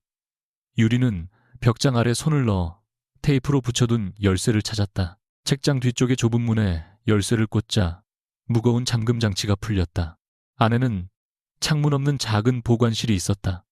한쪽 벽에는 성원과 관련 자료와 오래된 사진이 정리되어 있었고 다른 쪽 선반에는 자신의 이름이 적힌 상자들이 놓여 있었다. 한유리 가족 한유리, 학력 한유리, 근무 기록 한유리, 이동 경로. 날짜는 맞선보다 6달이나 앞서 있었다. 유리는 손끝이 얼어붙는 기분으로 첫 번째 상자를 열었다. 어머니가 일했던 곳, 자신이 다닌 학교 촬영, 현장 사진, 자주 가는 식당과 친구들의 이름까지 기록되어 있었다. 가장 아래에는 낡은 사진 한 장이 들어 있었다. 오래전 성원과 별장 뒷뜰을 찍은 사진 구석에 어린 여자아이가 서 있었다. 얼굴은 흐렸지만 오른쪽 손목에는 하얀 붕대가 감겨 있었다. 유리는 숨을 고르며 다음 파일을 펼쳤다.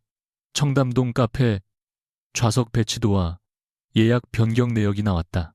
자신의 이름 옆에는 12번째 테이블로 안내하라는 지시가 적혀 있었다.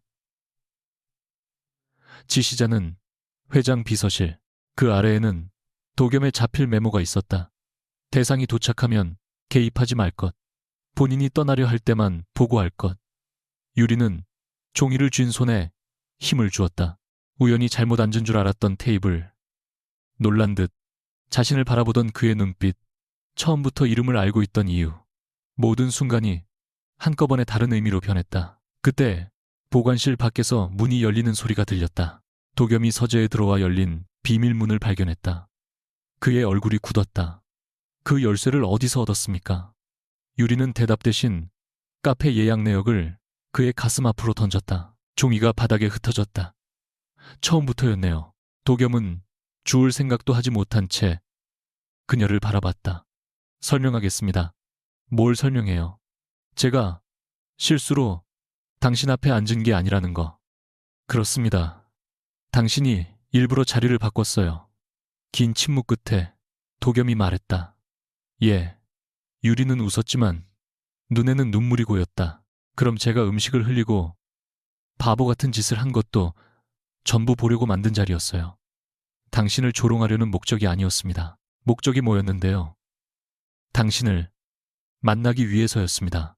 왜 하필 그런 방식으로요? 도겸의 목소리가 낮아졌다. 정상적으로 접근하면 당신은 내 이름을 듣는 순간 도망갔을 테니까. 유리는 그러니까 도망갈 기회를 없애려고 속였다는 거네요. 도겸은 더 이상 숨길 수 없다는 것을 알았다. 그는 선반 안쪽에서 낡은 양은 도시락을 꺼냈다. 찌그러진 뚜껑에는 초승달 모양 스티커가 붙어 있었다. 유리의 시선이 도시락에 닿는 순간 머릿속에서 어두운 창고와 어린아이의 떨리는 손이 번쩍였다. 도겸이 말했다. 17년 전 성원과 별장 창고에서 당신이 나를 찾았습니다. 유리의 입술이 열렸지만 소리가 나오지 않았다. 당신은 이 도시락을 주고 사라졌습니다. 나는 오랫동안 당신을 찾았습니다. 그래서 제 인생을 조사했어요. 당신이 맞는지 확인해야 했습니다. 확인한 다음에는요. 제가 싫다고 하면 어떻게 하려고 했어요? 도겸은 대답하지 못했다. 처음 계획에는 그녀의 거절이 존재하지 않았다. 이번엔 그는 만나기만 하면 기억이 돌아오고 자신이 가진 진심을 알게 되면 결국 곁에 남을 거라고 믿었다. 유리는 그의 침묵에서 그 오만한 확신을 읽었다. 당신한테 저는 사람이 아니었네요. 오래전에 잃어버린 물건이었어요. 아닙니다. 도겸이 다급히 다가가자 유리는 손바닥을 들어 막았다. 허락하지 않는다는 신호였다. 그는 즉시 멈췄다. 유리의 눈물이 뺨을 타고 흘렀다. 당신이 절 기억한 게 잘못은 아니에요. 찾고 싶었던 것도 이해할 수 있어요. 하지만 제 선택을 빼앗은 건 이해 못해요. 도겸은 낮게 말했다. 놓치고 싶지 않았습니다. 그래서 저를 잡기 전에 그물을 쳤어요. 유리 씨, 제 이름 그렇게 부르지 마요. 유리는 방으로 들어가 미리 정리하지도 않은 옷들을 가방에 밀어 넣었다. 도겸은 문 밖에 서 있었지만 들어오지 않았다. 계약서의 마지막 조항이 머릿속에 떠올랐다. 둘 중 한 명이라도 원하면 즉시 종료, 위약금 없음. 그 문을 열어둔다고 말한 사람은 자신이었다. 이제 유리가 실제로 나가려 하자 온몸이 그 약속을 깨라고 소리쳤다. 그는 재단 기사와 서혜란의 개입 도시락과 과거의 진실을 더 설명하고 싶었다. 그러나 지금 어떤 설명도 그녀가 느낀 배신을 지울 수 없다는 사실을 처음으로 인정해야 했다. 유리가 가방을 들고 나오자 도겸은 계약서를 식탁 위에 놓았다. 계약을 끝내고 싶습니까? 유리는 잠시 눈을 감았다가 떴다. 네. 단 한 음절이 펜트하우스 전체를 무너뜨리는 것처럼 들렸다. 도겸은 서명란에 자신의 이름을 적었다. 손이 떨려 글자가 평소처럼 반듯하지 않았다. 대성유통심사는 계약과 상관없이 진행됩니다. 민채원 씨에게 불이익은 없을 겁니다. 유리는 그 말을 듣고 더 아팠다. 끝까지 그는 자신이 약속한 일은 지키려 했다. 그렇다고 함께 있을 수 있는 것은 아니었다. 그녀는 현관 앞에서 마지막으로 말했다. 저를 찾았다는 이유로 저를 안다고 생각하지 마세요. 당신이 기억하는 아이는 제가 아니에요. 도겸은 붙잡지 않았다. 문이 닫힌 뒤 그는 한동안 그대로 서 있었다. 거실의 쿠션은 비뚤어져 있었고 냉장고 속 물병 라벨은 반대쪽을 향했으며 창가의 올리브나무 가지는 정해진 선을 넘어 자라 있었다. 그는 아무것도 바로잡지 못했다. 유리가 남긴 무질서가 사라질까봐 두려웠기 때문이다. 한유리는 펜트하우스를 나온 뒤 어머니가 사는 작은 아파트로 돌아갔다. 민채원은 며칠 동안 곁에 있겠다고 했지만 유리는 혼자 있고 싶다며 돌려보냈다. 그런데 혼자가 되자 잊고 있던 장면들이 밤마다 더 선명하게 떠올랐다. 축축한 나무 냄새, 잠긴 문 너머에서 들리던 거친 숨소리, 찌그러진 도시락을 두 손으로 움켜쥔 어린 남자아이. 기억 속의 아이는 음식을 받으면서도 바로 먹지 않았다. 유리가 먼저 김밥 한 조각을 먹어 보인 뒤에야 떨리는 손을 내밀었다. 그 모습은 며칠 전 펜트하우스 주방 바닥에서 볶음밥을 먹던 서도겸과 겹쳐졌다. 유리는 새벽까지 잠들지 못하고 오른쪽 손목에 흉터를 문질렀다. 상처는 별장 뒤편에 녹슨 환풍구를 통과하다 생긴 것이었다. 그 사실을 기억해낸 순간 그녀는 침대에서 몸을 일으켰다. 도겸이 자신을 속였다는 사실은 변하지 않았다. 그러나 그가 왜 음식을 두려워했고 왜 자신의 손목을 보자마자 굳어버렸는지는 알아야 했다.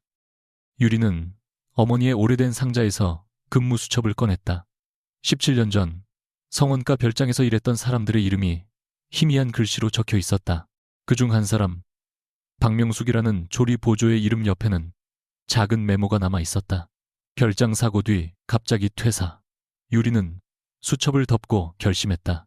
이번에는 누구의 설명도 기다리지 않고 자신이 직접 확인하기로 했다. 박명숙은 인천 외곽에서 작은 반찬 가게를 운영하고 있었다. 유리가 어머니의 이름을 말하자 그녀는 처음에는 반가워했지만 성원가 별장 이야기가 나오자 표정이 굳었다. 그 일은 끝난 지 오래됐어. 괜히 건드려봐야 좋은 것 없어.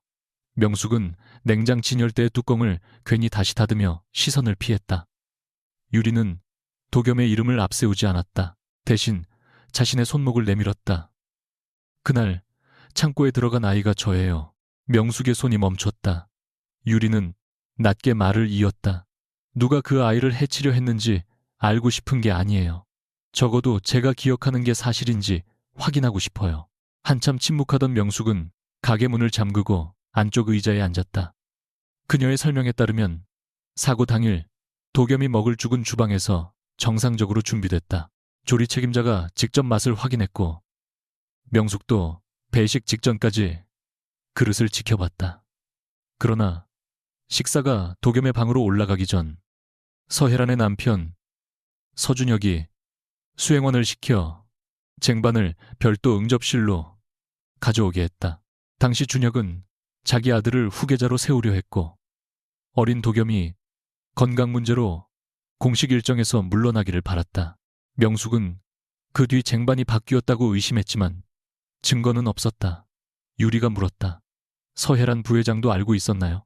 명숙은 입술을 깨물었다. 사고 직후에는 몰랐을 거야.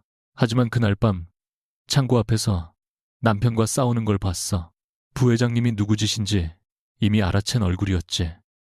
유리는 별장 관리 기록과 당시 직원들의 퇴사 시기를 확인하기 위해 성원그룹 기록보관소에 접근해야 했다.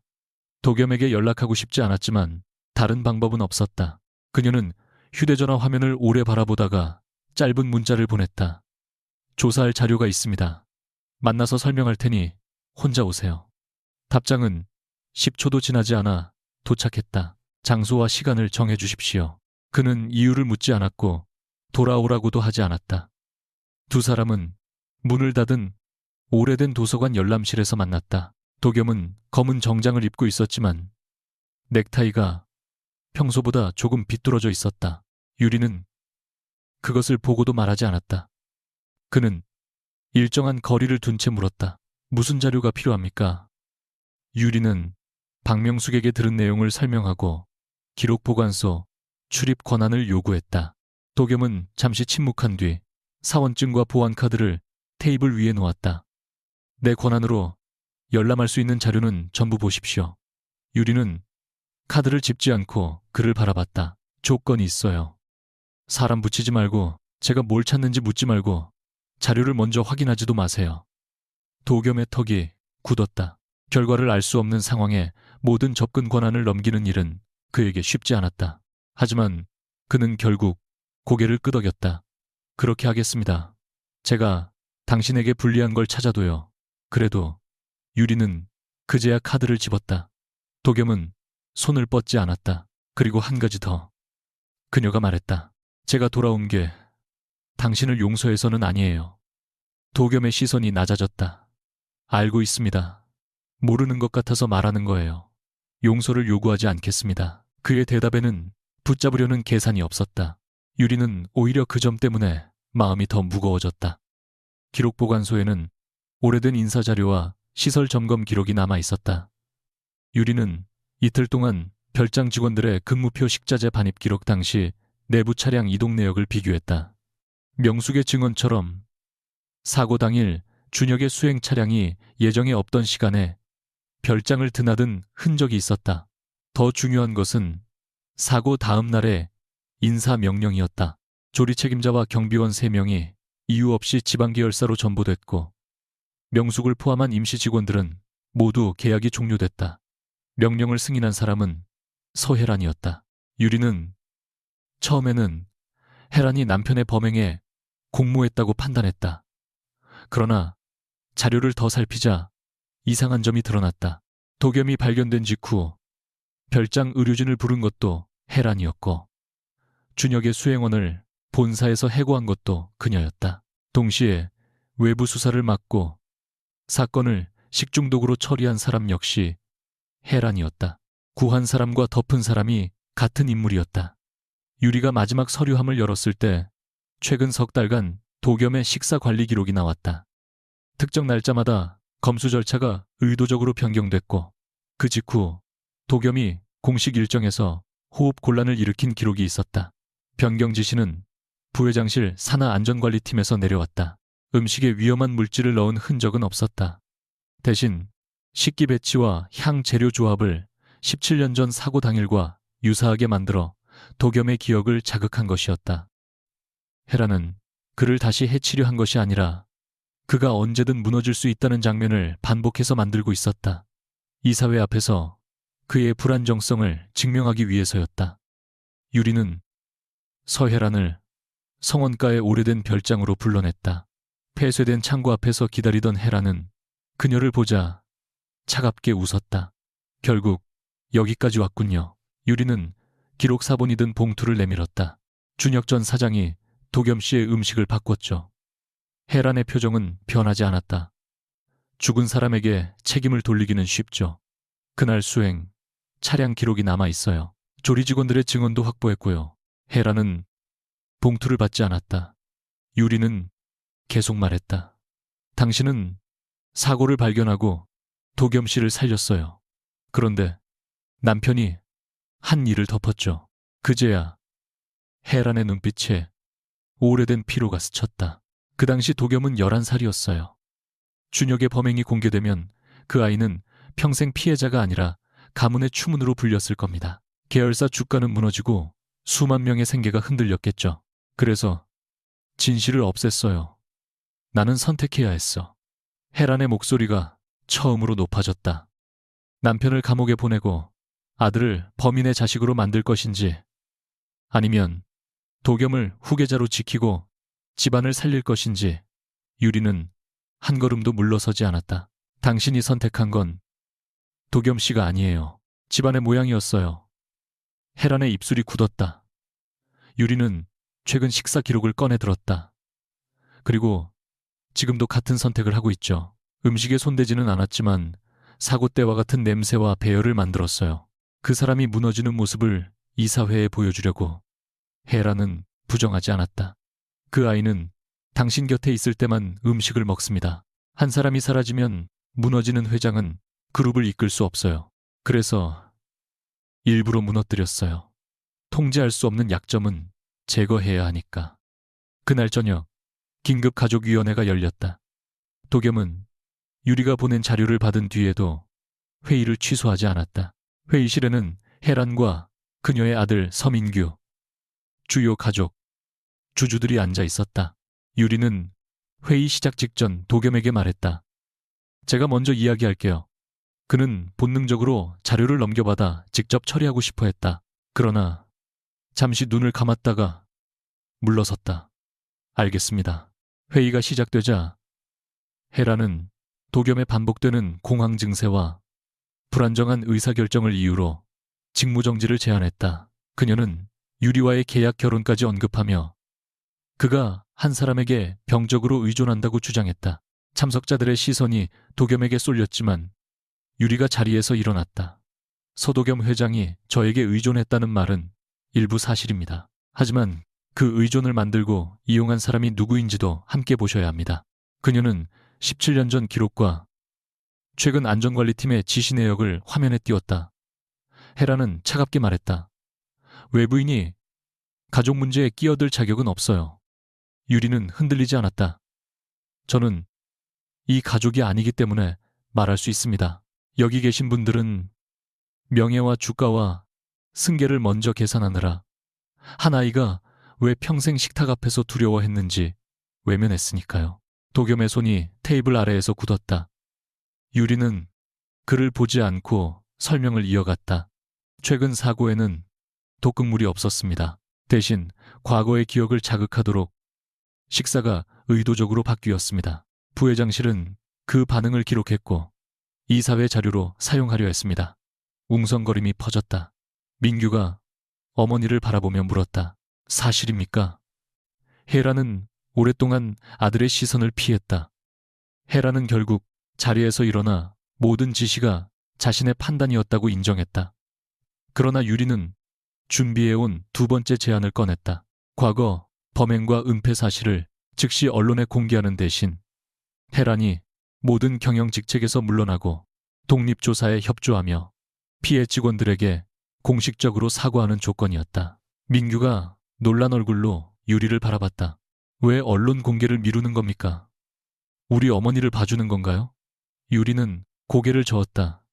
숨기자는 게 아니에요. 사실을 정리한 뒤 책임질 사람과 피해볼 사람을 구분하자는 겁니다. 당신은 아버지가 한 일을 선택하지 않았어요. 하지만 앞으로 어머니의 거짓말을 지킬지는 선택할 수 있죠. 헤라는 처음으로 완전히 흔들렸다. 그녀는 평생 아들을 보호한다는 이유로 진실을 통제해왔다. 그런데 정작 아들은 보호받은 적이 아니라 선택권을 빼앗겼다는 얼굴로 그녀를 보고 있었다. 도겸은 헤란을 몰아세우지 않았다. 대신 낮고 단단한 목소리로 말했다. 고모가 나를 구한 건 사실입니다. 그 일은 부정하지 않겠습니다. 하지만 그날 이후 내 두려움을 이용해 나를 통제한 것도 사실입니다. 헤라는 그를 바라봤다. 내가 아니었으면 넌 살아남지 못했어. 맞습니다. 도겸은 잠시 숨을 골랐다. 그래서 오랫동안 고모가 나를 소유할 권리도 있다고 착각했습니다. 이제는 아닙니다. 회의실은 조용했다. 헤라는 사직서에 서명했고 안전관리팀에 모든 기록을 제출하기로 동의했다. 회의가 끝난 뒤 유리는 빈 복도 창가에 서 있었다. 도겸은 몇 미터 떨어진 곳에서 멈췄다. 예전 같으면 그녀의 표정을 읽고 원하는 대답을 계산했을 것이다. 이번에는 아무것도 추측하지 않고 기다렸다. 유리가 먼저 입을 열었다. 왜 따라오지 않았어요? 기록 보관소에서 제가 뭘 찾는지 알고 싶었을 텐데. 도겸은 솔직하게 대답했다. 알고 싶었습니다. 몇 번이나 보안 기록을 확인하려고 했습니다. 그런데요. 약속했으니까 참았습니다. 유리는 창밖을 바라봤다. 그 정도로 제가 감동할 거라고 생각하지 마요. 원래 지켜야 하는 약속이었어요. 압니다. 도겸은 변명하지 않았다. 잠시 후 그는 청담동 카페의 예약 변경 지시서와 자신이 모은 조사 자료가 담긴 저장 장치를 내밀었다. 이 자료의 원본 접근 권한은 모두 해제했습니다. 당신이 원하면 폐기하겠습니다. 유리는 받지 않았다. 그걸 없앤다고 있었던 일이 사라지진 않아요. 알고 있습니다. 당신은 제가 어린 시절 당신을 도왔다는 이유로 저를 찾았어요. 하지만 그건 당신이 저한테 갚아야 할 빚도 아니고 제가 당신 곁에 있어야 할 이유도 아니에요. 도겸의 얼굴이 창백해졌지만 고개를 끄덕였다. 맞습니다. 정말 그렇게 생각해요. 이제는 그렇게 생각하려고 합니다. 유리는 그가 처음으로 정답을 말하지 않고 자신의 불완전함을 인정하는 것을 들었다. 도겸은 낮게 말을 이었다. 당신을 찾은 것은 잘못이 아니라고 아직도 생각합니다. 하지만 만나는 방법을 속였고 당신이 거절할 가능성을 계획에서 지웠습니다. 보호한다는 이유로 감시했고 사랑한다는 이유로 선택을 대신했습니다. 유리의 눈동자가 흔들렸다. 그가 사랑이라는 단어를 말한 것은 처음이었다. 그러나 도겸은 붙잡지 않았다. 용서해달라고 말하지 않겠습니다. 당신이 떠나도 받아들이겠습니다. 유리는 그에게 곧장 돌아가지 않았다. 대신 주머니에서 작은 초승달 스티커를 꺼냈다. 어머니의 상자 속에서 발견한 것으로 도시락 뚜껑에 붙어있던 것과 같은 종류였다. 그녀는 그것을 도겸의 손바닥 위에 올려놓았다. 이번에는 먼저 손바닥을 보이지도 접촉을 허락한다는 신호를 보내지도 않았다. 스티커만 닿게 한 뒤 곧바로 손을 거뒀다. 창고에서 그 도시락을 준 건 기억나요? 당신이 너무 무서워 보여서 그냥 두고 갈 수 없었어요. 도겸의 손가락이 떨렸다. 그 뒤로 왜 오지 않았습니까? 유리는 쓴 웃음을 지었다. 다음 날 엄마가 갑자기 해고됐어요. 다시는 별장 근처에 가지 말라고 했고 우리는 이사했어요. 저도 곧 다른 일들에 묻혀서 잊었고요. 도겸은 스티커를 바라보며 긴 숨을 내쉬었다. 오랫동안 자신이 버려졌다고 믿었지만 사실 유리 역시 선택할 기회를 얻지 못한 채 밀려난 것이었다. 두 사람의 과거에는 누군가 잠근 문이 있었다. 도겸이 물었다. 이제 어떻게 하고 싶습니까? 유리는 바로 답하지 않았다. 과거의 자신이라면 위험해지기 전에 떠났을 것이다. 하지만 이번에는 도망치는 대신 자신의 선택을 말하기로 했다. 서혜란 부회장 일은 끝까지 정리할 거예요. 피해본 직원들에게 사과와 보상이 제대로 가는지도 확인할 거고요. 그렇게 하십시오. 하지만 그게 끝난 뒤 우리가 어떻게 될지는 아직 몰라요. 도겸은 붙잡고 싶은 마음을 삼킨 뒤 말했다. 결정할 때까지 기다리겠습니다. 유리는 그를 똑바로 바라봤다. 기다리면서 또 계획 세우지 마요. 도겸의 입가에 아주 희미한 웃음이 스쳤다. 그게 가장 어려운 조건이군요. 유리는 처음으로 따라 웃을 뻔했지만 곧 표정을 가다듬었다. 두 사람 사이의 거리는 여전히 멀었다. 그러나 이번에는 어느 한쪽이 억지로 좁히지 않았다. 열린 복도 끝에서 서로의 선택을 기다리는 것. 그것이 그들이 처음 시작한 진짜 관계였다. 서혜란이 사직서에 서명한 다음 날 성원그룹 본사에는 수십 개의 추측성 기사가 쏟아졌다. 부회장의 갑작스러운 퇴진과 서도겸의 반복된 일정 취소를 연결해 경영권 분쟁이 다시 시작됐다는 보도도 있었고, 도겸이 건강 문제로 회장직을 내려놓을 것이라는 소문도 퍼졌다. 홍보팀은 그의 결벽증을 부정하고 서혜란에게 모든 책임을 돌리는 발표문을 준비했다. 그러나 도겸은 발표문 첫 장을 읽은 뒤 조용히 덮었다. 이대로는 내보내지 마십시오. 홍보실장이 당황해 물었다. 회장님, 지금 사실관계를 최소화하지 않으면 이사회가 먼저 움직일 수 있습니다. 도겸은 회의실 끝에 앉은 한유리를 바라봤다. 그녀는 더 이상 그의 계약 배우자가 아니었고 어떤 직함으로도 그 자리에 참석한 것이 아니었다. 과거 피해 직원들의 사과와 보상 절차를 확인하기 위해 독립조사위원회에 참고인으로 들어왔을 뿐이었다. 도겸은 유리에게 의견을 묻고 싶었지만 이번에는 먼저 결론을 요구하지 않았다. 그는 자신의 앞에 놓인 수정안을 직접 펼치며 말했다. 내 상태를 숨기지 않겠습니다. 나는 오랫동안 특정 상황에서 공황 증세를 겪었고 치료를 중단한 채 주변을 통제하는 방식으로 버텼습니다. 그 과정에서 직원들과 한유리 씨에게 잘못된 결정을 내렸습니다. 이사 한 명이 얼굴을 굳혔다. 그런 내용을 공개하면 능력 자체를 의심받을 수 있습니다. 도겸은 낮고 분명하게 대답했다. 병을 숨기는 것이 능력은 아닙니다. 치료를 거부한 채 다른 사람의 선택을 빼앗은 것이 더 큰 문제였습니다. 유리는 그가 자신의 약함을 기업 이미지 뒤에 감추지 않는 모습을 바라보았다. 예전의 도겸이라면 손실을 계산한 뒤 가장 안전한 문장만 남겼을 것이다. 지금 그는 처음으로 결과를 완전히 통제할 수 없는 선택을 하고 있었다. 공식 발표에는 17년 전 사건의 독립조사 피해 직원들에 대한 사과와 보상 서해란의 경영 일선 퇴진이 포함됐다. 서준혁의 범행은 확보된 기록과 증언 범위 안에서 공개됐고 당시 미성년자였던 서민규에게는 아버지의 책임을 전가하지 않았다. 헤라는 조사위원회 앞에서 자신이 사건을 덮은 이유를 설명했지만 그것을 정당화하지는 못했다. 그녀는 마지막 진술에서 오랫동안 도겸을 지킨다고 믿었으나 실제로는 그가 자신 없이 살아갈 수 없도록 만들었다고 인정했다. 언론은 처음 며칠 동안 성원가의 추문을 자극적으로 소비했지만 조사가 투명하게 진행되고 주주총회가 예정대로 열리자 분위기는 조금씩 달라졌다. 도겸은 회장직에서 물러나지 않았다.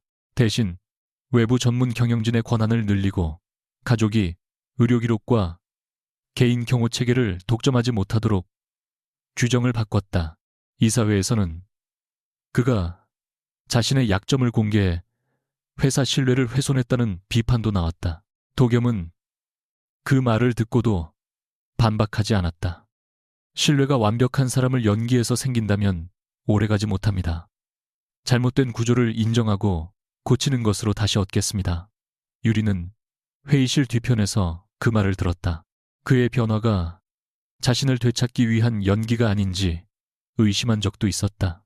그러나 도겸은 그녀가 보지 않는 곳에서도 같은 결정을 내리고 있었다. 치료 일정 때문에 중요한 저녁 모임을 거절했고 불안을 느낄 때 직원들의 행동을 제한하는 대신 회의실을 잠시 나가 호흡을 가다듬었다. 그는 여전히 식기의 방향을 확인했고 낯선 사람이 만든 음식 앞에서는 손이 굳었다. 달라진 것은 두려움이 사라진 것이 아니라 그 두려움을 다른 사람을 통제할 이유로 사용하지 않기 시작했다는 점이었다. 모든 공식 절차가 마무리된 날, 도겸은 유리를 한남동 펜트하우스로 불렀다. 유리는 현관 앞에 서서 잠시 망설였다. 비밀번호는 그대로였지만 직접 누르지 않았다. 초인종을 누르자 도겸이 문을 열었다. 그는 예전처럼 직원에게 문을 맡기지 않았고 그녀가 들어오도록 손으로 재촉하지도 않았다. 들어와도 됩니까? 유리가 묻자 도겸은 한 걸음 물러나며 말했다. 당신이 원한다면. 거실은 유리가 떠났을 때와 거의 같았다. 소파 쿠션 하나는 여전히 비뚤어져 있었고 냉장고 속 물병 라벨도 반대쪽을 향해 있었다. 창가의 올리브 나무는 더 크게 자라 정해진 공간을 넘어섰다. 다만 화분 앞에는 작은 나무 표지판이 세워져 있었다. 서자유. 유리는 웃음이 나올 것 같아 입술을 눌렀다. 이름 안 바꿨네요. 이미 적응했습니다. 가지는 왜 안 잘랐어요? 당신 말대로 살아있는 것은 제멋대로 자라니까.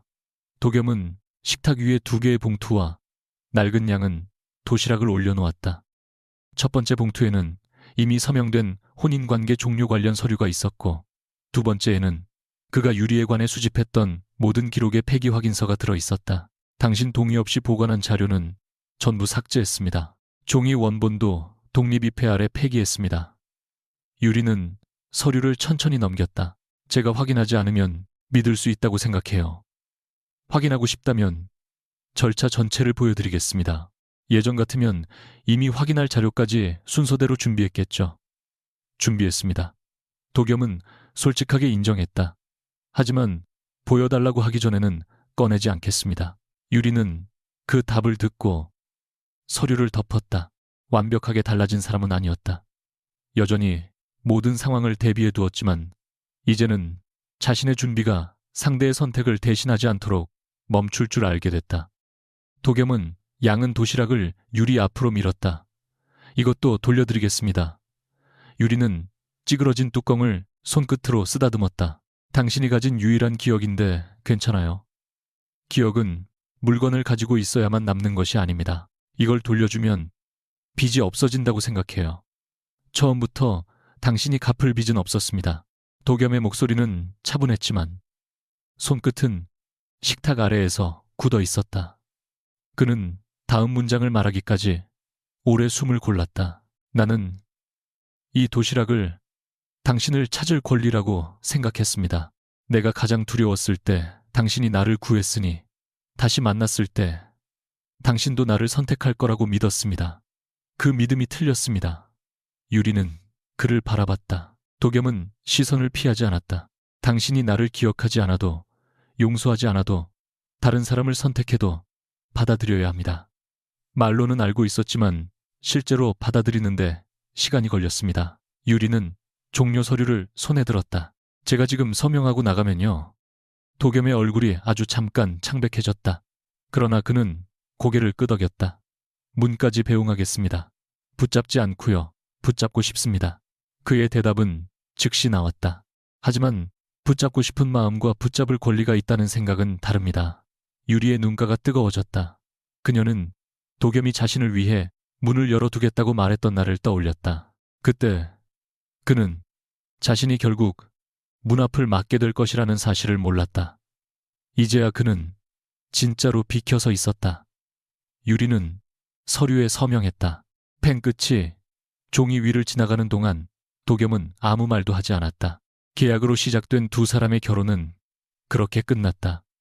서명 직후에도 천둥 같은 사건은 일어나지 않았고 누구도 무릎 꿇지 않았다. 다만 서로를 억지로 묶고 있던 마지막 끈 하나가 조용히 풀렸다. 유리는 도시락을 들고 펜트하우스를 나왔다. 도겸은 약속대로 엘리베이터 앞까지만 따라왔다. 문이 열리자 그녀가 물었다. 이제 연락 안 할 거예요. 그는 잠시 대답을 망설였다. 당신이 먼저 연락하기 전에는 하지 않겠습니다. 그것도 계획이에요. 아닙니다. 계획하지 않으려고 노력하는 중입니다. 유리는 웃지 않고 엘리베이터에 탔다. 문이 닫히는 동안 도겸은 한 걸음도 다가오지 않았다. 그녀는 내려가는 숫자를 바라보며 이상한 공허함을 느꼈다. 자유를 얻으면 곧바로 가벼워질 줄 알았다. 하지만 자유는 때때로 아무도 대신 결정해주지 않는 무게이기도 했다. 유리는 그 뒤 2달 동안 자신의 삶을 다시 정리했다. 중단됐던 음식, 콘텐츠 처리파 촬영을 재개했고 어머니와 함께 작은 공간을 준비했다. 이름은 엉망식탁이었다. 정해진 복장도 없고 혼자 와도 눈치 보지 않으며 모양이 조금 망가진 음식도 버리지 않는 곳이었다. 경제적으로 어려운 청년 요리사들이 시험 메뉴를 판매할 수 있도록 주방을 빌려주고 손님은 음식의 모양보다 만든 사람의 이야기를 들었다. 성원그룹에 투자를 받으라는 제안도 있었지만 유리는 거절했다. 대신 일반적인 임대계약과 소상공인 지원 절차를 통해 자금을 마련했다. 채원은 대성 유통과의 약혼을 완전히 끝내고 아버지 회사의 구조조정 과정에 직접 참여했다. 회사 규모는 줄었지만 핵심 기술은 지켰다. 유리는 누구의 권력으로 문제를 지우지 않아도 삶을 다시 세울 수 있다는 사실을 배웠다. 어머니와의 관계를 바로잡는 일은 사업보다 어려웠다. 가게 개업을 일주일 앞둔 밤, 두 사람은 양은 도시락을 사이에 두고 마주 앉았다. 어머니는 오래된 초승달 스티커를 보며 눈물을 흘렸다. 그때 네가 창고에 들어간 걸 알고 얼마나 무서웠는지 몰라. 다시 별장에 가면 네가 다칠까 봐 아무 말도 못하게 했어. 유리는 조용히 물었다. 왜 우리는 항상 먼저 도망쳐야 했어요? 어머니의 손이 떨렸다. 힘이 없었으니까. 아빠한테서도요. 어머니는 오랫동안 대답하지 못했다. 유리의 아버지가 부유한 집안의 딸과 결혼하기 위해 두 사람을 떠난 뒤 어머니는 유리는 그 말을 그대로 따르지 않았다고 생각했지만 실제로는 누구보다 충실히 살았다. 관계가 깊어지기 전에 망가뜨렸고 버림받기 전에 먼저 떠났다. 엄마처럼 살기 싫어서 계속 반대로만 했는데 결국 엄마랑 똑같이 도망쳤어요. 유리가 말하자 어머니는 고개를 저었다. 도망친 게 아니라 살아남은 거야. 처음에는 그랬겠죠. 그런데 지금도 계속 그러면 살아가는 게 아니라 숨는 거잖아요. 유리는 처음으로 어머니를 원망하면서도 사랑할 수 있다는 사실을 받아들였다. 어머니도 딸을 보호한다는 이유로 두려움을 물려주었다는 것을 인정했다. 두 사람은 과거를 완벽하게 용서하지 않았지만 더 이상 침묵으로 덮지 않기로 했다. 유리는 그날 밤 오래된 도시락을 가게 벽에 전시하지 않고 자신의 방서랍에 넣었다. 사람들에게 보여줄 낭만적인 물건이 아니라 자신이 선택할 수 없었던 어린 시절의 기억을 썼다. 오린 남겨두고 싶었다. 엉망식탁이 문을 연 뒤 석 달째 되는 토요일 점심시간 전부터 가게 앞에 긴 줄이 생겼다. 유리는 주방과 홀을 오가며 정신없이 움직였다. 머리는 대충 묶여 있었고 앞치마에는 밀가루와 소스 자국이 뒤섞여 있었다. 채원이 주문표를 들고 뛰어오며 말했다. 밖에 이상한 손님 왔어. 우리 손님은 원래 다 조금씩 이상해. 이 사람은 특히 이상해.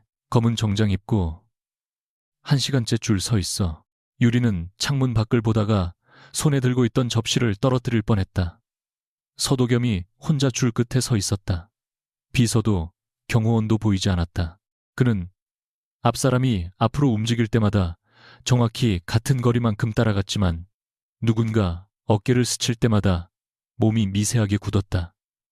유리는 당장 밖으로 나가고 싶은 마음을 참았다. 그가 특별 대우를 받으러 온 것이 아니라면 다른 손님처럼 기다리게 해야 했다. 40분 뒤 도겸이 주문대 앞에 섰다. 두 사람은 오랜만에 마주봤다. 도겸은 이전보다 조금 마른 얼굴이었지만 눈빛은 편안해 보였다. 예약하셨어요. 유리가 무심한 척 묻자 그가 대답했다. 이곳은 예약을 받지 않는다고 들었습니다. 조사했네요. 인터넷 공지에서 봤습니다. 누가 알려줬어요. 민채원 씨가 올린 사진을 우연히 봤습니다. 유리는 눈을 가늘게 떴다. 당신 우연은 믿기 어려운데. 도겸은 잠시 입을 다물었다가 말했다. 3번 검색했습니다. 솔직한 고백의 유리는 결국 웃음을 터뜨렸다. 유리는 진열대에서 가장 모양이 찌그러진 소스빵을 골라 접시에 올렸다. 한쪽은 지나치게 부풀었고 붉은 소스가 가장자리로 흘러나와 있었다. 오늘의 추천 메뉴예요. 도겸은 빵을 바라보며 물었다. 일부러 고른 겁니까? 네. 손님은 거절할 수 있어요. 도겸은 접시를 받은 뒤 창가의 작은 자리에 앉았다. 그는 바로 먹지 않았다. 빵 냄새를 확인하고 주방과 출입문을 한 번씩 바라봤다. 유리는 멀리서 그 모습을 지켜보다가 물 한 잔을 가져다 줬다. 검사할 시간 더 드릴까요? 아직 두렵습니다. 도겸은 숨기지 않았다. 사람이 많은 장소에서 누가 만들었는지 모르는 음식을 먹는 건 지금도 어렵습니다. 그럼 왜 왔어요? 어려운 일을 하지 않으면 계속 어려운 채로 남는다고 치료사가 말했습니다. 치료 잘 받고 있어요. 일주일에 2번 갑니다. 지난달에는 1번 도망쳤습니다. 유리가 눈썹을 들자 그가 덧붙였다. 다음 날 다시 갔습니다. 그녀는 맞은편에 앉지 않고 빈 의자 옆에 서 있었다. 제가 먼저 먹어줄까요? 도겸은 잠시 빵을 바라보다가 고개를 저었다. 오늘은 내가 먼저 해보겠습니다. 그는 빵을 작게 잘라 입에 넣었다. 손끝이 떨렸고 삼키기까지 오래 걸렸지만 물을 찾지는 않았다. 2번째 조각은 조금 빨랐다. 유리는 칭찬하지 않았다. 아이를 다루듯 반응하고 싶지 않았기 때문이다. 대신 평범하게 물었다. 맛은요? 도겸은 진지하게 생각한 뒤 답했다. 모양보다 낫습니다. 그게 칭찬이에요. 아주 큰 칭찬입니다. 도겸이 빵을 절반쯤 먹었을 때 붉은 소스가 입가에 묻었다. 유리는 휴지를 집어들려다가 멈췄다. 계약서의 4번째 조항은 이미 효력을 잃었지만 그 조항이 가르쳐준 것은 남아있었다. 그녀는 자신의 손바닥을 천천히 펼쳐 보였다. 도겸의 시선이 손바닥에 닿았다. 닦아줘도 돼요. 유리가 물었다. 도겸은 아주 작게 고개를 끄덕였다. 유리는 휴지로 그의 입가를 가볍게 닦았다. 첫 만남에서는 그가 자신의 허락을 묻지 않고 손을 뻗었다.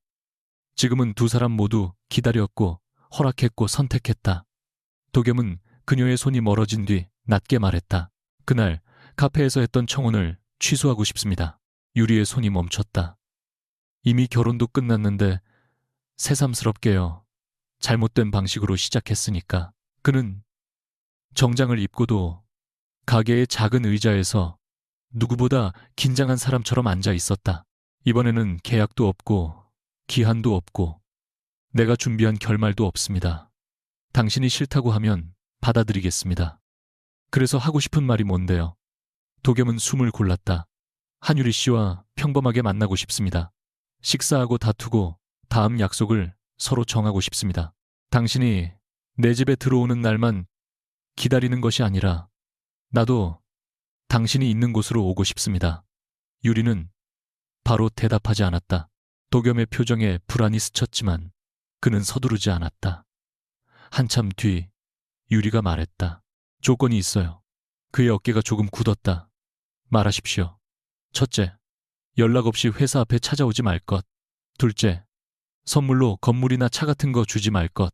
셋째, 제가 바쁘다고 하면 회장 권한으로 일정 비우지 말 것. 도겸은 고개를 끄덕였다. 동의합니다. 넷째, 일주일에 1번은 여기서 설거지할 것. 이번에는 그의 얼굴이 굳었다. 유리는 웃음을 참으며 물었다. 왜요? 그건 어려워요. 도겸은 주방에 쌓인 소스 묻은 접시들을 바라봤다. 가장 어려운 조건 같습니다. 그럼 협상 결렬이네요. 유리가 일어서자 도겸이 급히 말했다. 동의합니다. 가게 문을 닫은 뒤 도겸은 처음으로 엉망식탁에 싱크대 앞에 섰다. 그는 고무장갑을 3번 확인하고 접시를 크기별로 나누려 했지만 유리가 옆에서 일부러 작은 접시와 큰 그릇을 섞었다. 그러지 마십시오. 여긴 제 주방이에요. 최소한 기름 묻은 그릇은 따로 분류해야 합니다. 계약서 가져올까요? 도겸은 입을 다물고 물을 틀었다. 유리는 그의 옆에서 젖은 접시를 닦았다. 2 사람의 팔이 가끔 부딪혔지만 이번에는 누구도 먼저 피하지 않았다. 일을 마친 뒤 유리는 가게 앞 계단에 앉아 찌그러진 빵 하나를 반으로 나눴다. 도겸은 그녀가 건넨 절반을 받았다. 한강 건너 불빛이 멀리 보였고 밤 공기에는 주방에서 흘러나온 구운 빵 냄새가 남아 있었다. 우리 지금 사귀는 거예요. 유리가 묻자 도겸은 잠시 계산하려는 얼굴을 했다. 그녀가 곧바로 경고했다. 정답. 생각하지 마요. 그는 희미하게 웃었다. 나는 사귀고 싶습니다. 저도요. 유리는 솔직하게 대답했다. 그 말은 누군가에게 선택받았다는 선언이 아니었다. 자신이 스스로 내린 선택이었다. 도겸은 손을 내밀기 전에 손바닥을 펼쳐 보였다. 유리는 잠시 바라보다가 그의 손 위에 자신의 손을 올렸다. 완벽하게 정돈된 미래도 절대 상처받지 않을 약속도 없었다. 도겸은 여전히 두려워할 것이고 유리는 때때로 도망치고 싶을 것이다. 하지만 이제 두 사람은 상대를 붙잡기 위해 문을 잠그지 않을 것이었다. 떠날 수 있는 문이 열린 채로도 곁에 남는 것. 그것이 그들이 처음으로 배운 사랑이었다.